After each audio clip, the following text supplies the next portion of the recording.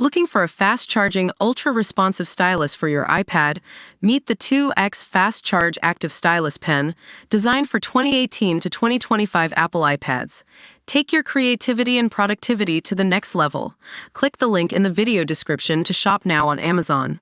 Breaking down the latest financials from one of Japan's most iconic brands, Sony. The Tokyo-based conglomerate just dropped its annual profits, and it's a story of resilience in the face of industry headwinds. So let's dive into the numbers. Sony's net profit for the year jumped 18% to a whopping 1.14 trillion yen, or $7.32 billion.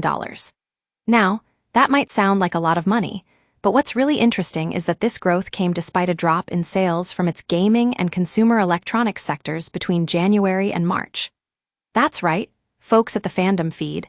It looks like Sony's not immune to the challenges facing the gaming industry. But before we get too caught up in what went wrong, let's take a closer look at what actually drove this massive profit increase. It seems that Sony was able to offset declines in gaming and consumer electronics sales by boosting revenue from other areas of its business, like movies and music. That's right, the company behind your favorite PlayStation consoles is also behind some big-name entertainment franchises. And speaking of entertainment, Sony has a few tricks up its sleeve when it comes to adapting to changing market conditions. The fandom feed notes that this year's profits were helped by an increase in revenue from licensing agreements and other business ventures. That's the kind of diversification we can get behind. But what about the future, you ask? Well, Sony's not exactly swimming in confidence when it comes to its 2025 operating profit.